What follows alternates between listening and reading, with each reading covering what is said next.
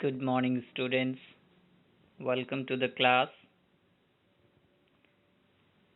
Today, we are going to learn a new chapter in English literature, which is Chapter 6, The Brook by Alfred Lord Tennyson. Students, The Brook is a poem written by Alfred Lord Tennyson, who was a British poet.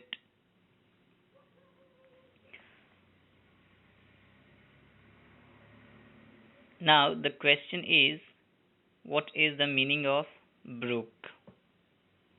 Well, brook is a stream, a ravine, or a channel that originates from high mountain,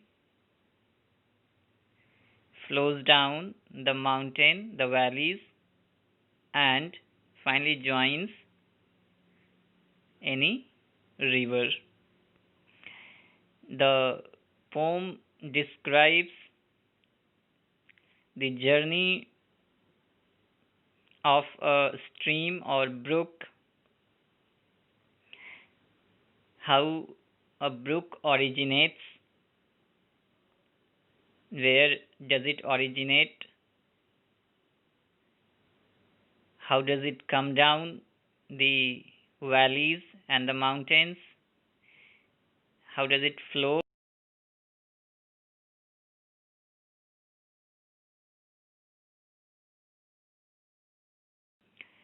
Students, Alfred Lord Tennyson was a British poet who was born on August 6, 1809 in England and died on October 6, 1892 in England. He belonged to the Victorian era or Victorian period of English literature and has a number of poems on his name. Some of the popular poems of them are Ulysses, The Eagle, In Memoriam,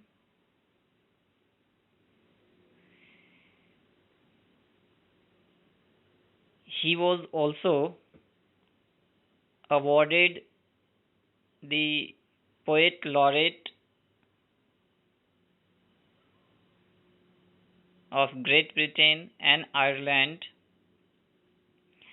Now, what is Poet Laureate? Well, it's a rank, recognition, or an award for the finest work given for the finest work in English literature or greatest contribution to the English literature.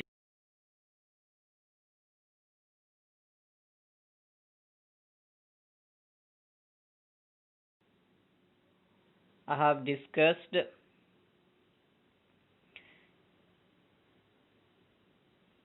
the difficult terms of the poem. As you can see in the third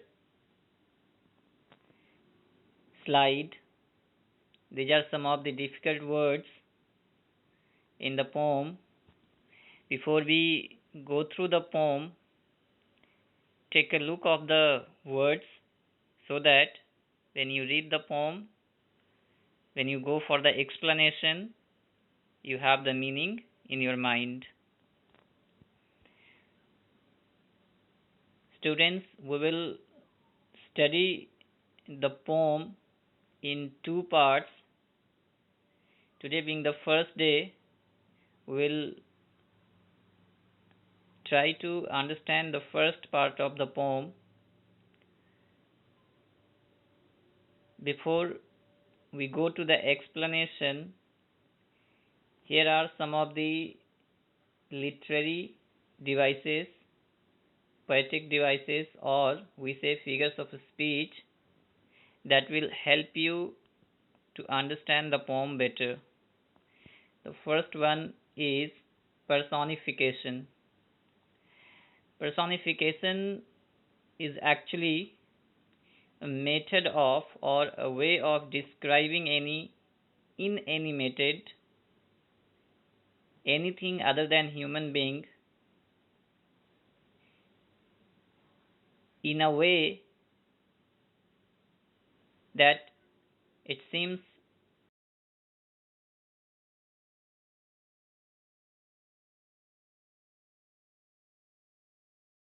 writing. It's a style of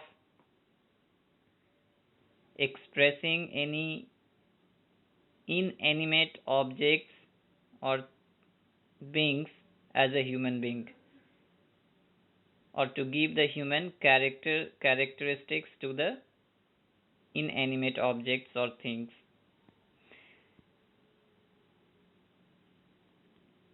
I have given an example. You see, I come from haunts of coot and herd. This is the first sentence of the poem, which is about a brook.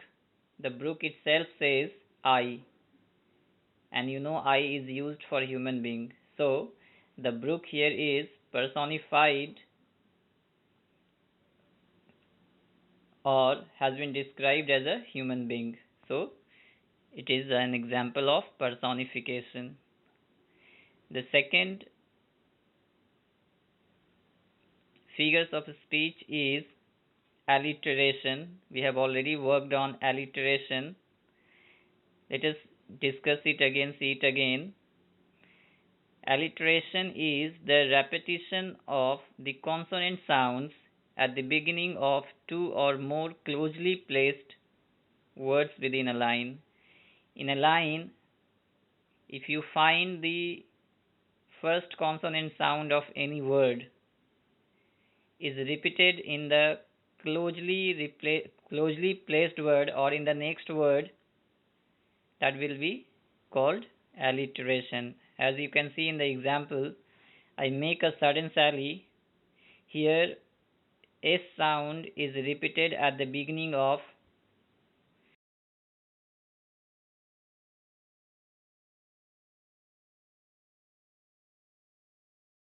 onomatopoeia.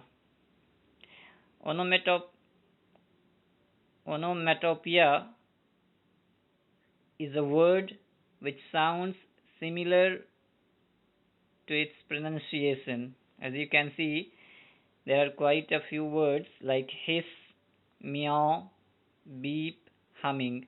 These all words have the same pronunciation as the sound is made. Next is refrain. Refrain may be a phrase, a line, or a verse in a poem that is repeated at a certain interval. Interval means gap throughout a poem. It's not the one time, it's repeated after a certain paragraph throughout the poem. Generally, it comes at the end of any stanza, the last line of a stanza. Like in the poem, you will see men may come and men may go, but I go on forever has been repeated throughout the poem after two stanzas. The next poetic device is repetition. Well, it's a poetic device in which a word or a phrase or a line is repeated a few times to emphasize or make the meaning clear within a stanza. In one paragraph or in a stanza, if you see any phrase, any line,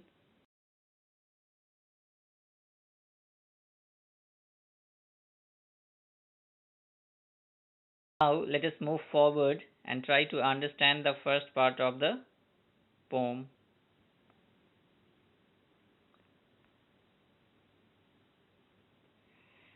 The poem goes like, I come from haunts of coot and hern, I make a sudden sally, and sparkle out among the fern, to bicker down a valley. As we have already discussed, the poem is about a brook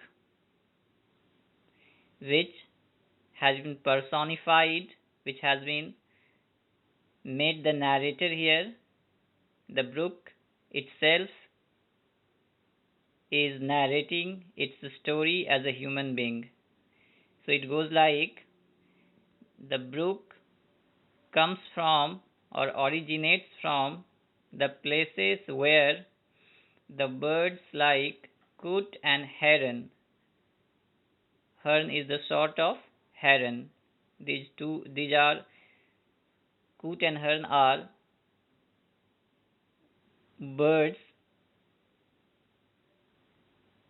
which usually live on higher places like mountains where there is any stream or brook or any channel. So it says, the brook originates from such places where the birds like coot and hern frequently visit or they live.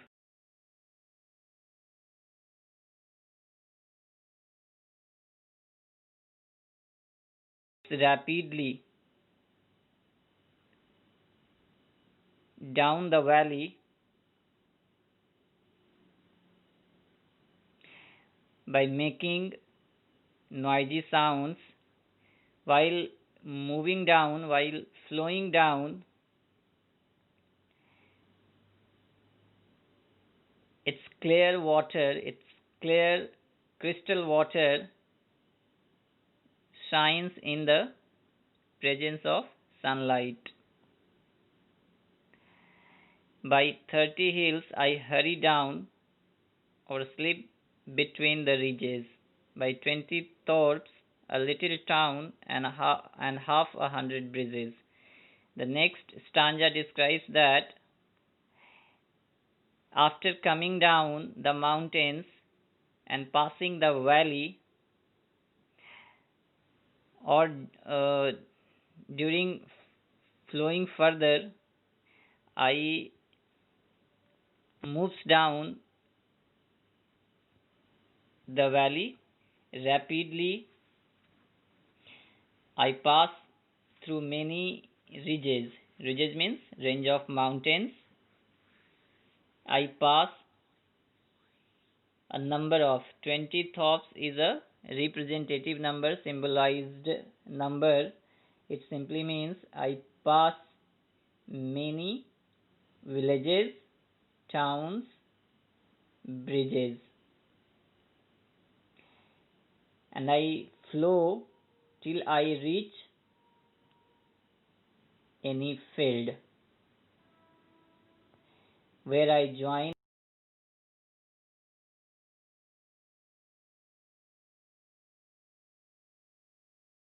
Men may go, but I go on forever. Here there comes the refrain. It simply means that a brook never stops.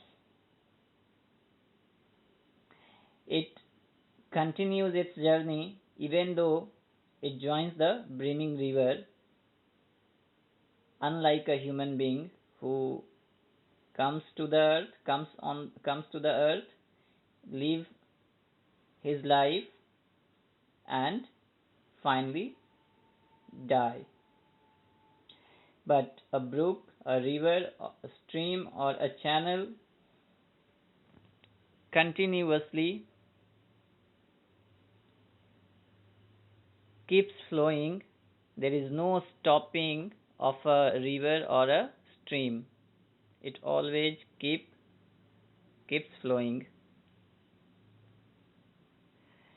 I chatter over stony ways in little sharps and trebles. I bubble into aiding bays. I babble on the pebbles. Further, the brook says, when I flow on the stony paths, I make some kind of sound which seems like someone is chattering, someone is talking in soft voice. In little sharps and treble, I bubble into aiding bass, I babble on the pebbles. When I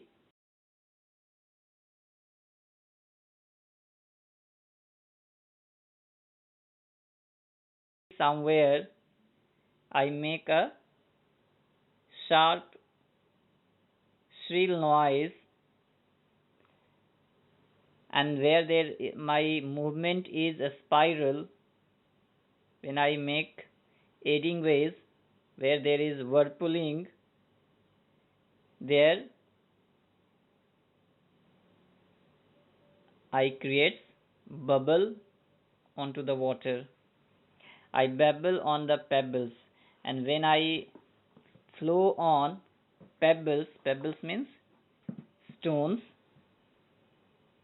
I make a little softer noise. With many a curve my banks I fret, by many a field and fallow, and many a fairy foreland set with willow weed and mallow.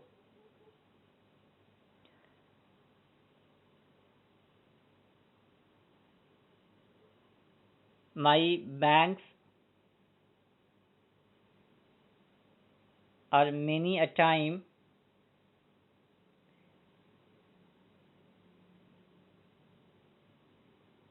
my banks many a time takes turn, or there are many a places where my banks are curved. When I strike the curved banks, it seems like I am very angry, as sometimes I break the banks. By many a field I fallow, and many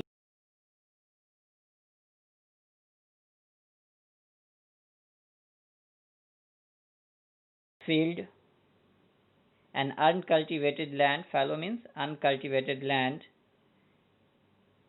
and many a fairy foreland set with willow weed and mallow.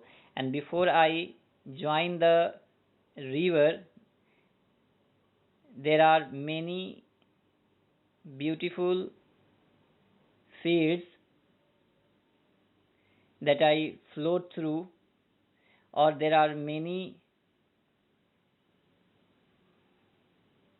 field with willow weed means wild plants that I flow through. I chatter as I flow to join the brimming river, for men may come and men may go, but I go on forever. I keep flowing to my destination. I keep flowing throughout my journey, and at the same time, I keep making some kind of sound as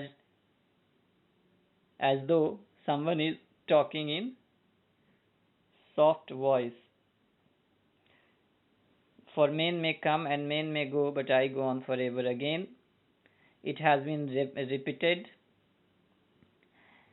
to emphasize the meaning that the river or the brook is eternal. Eternal means someone which has no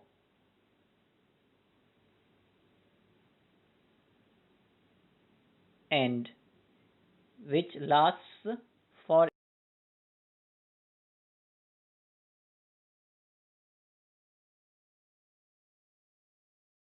we the human being are ephemeral. Ephemeral means which has a very short life. So that's it for today, students. We have covered the six stanzas of the poem in which we came to know how does a brook originates from high mountains where the birds like coot and hern live. How does it flow down? How many places does it pass during its journey till it joins any river? The rest of the poem we will learn in the next video. Thank you.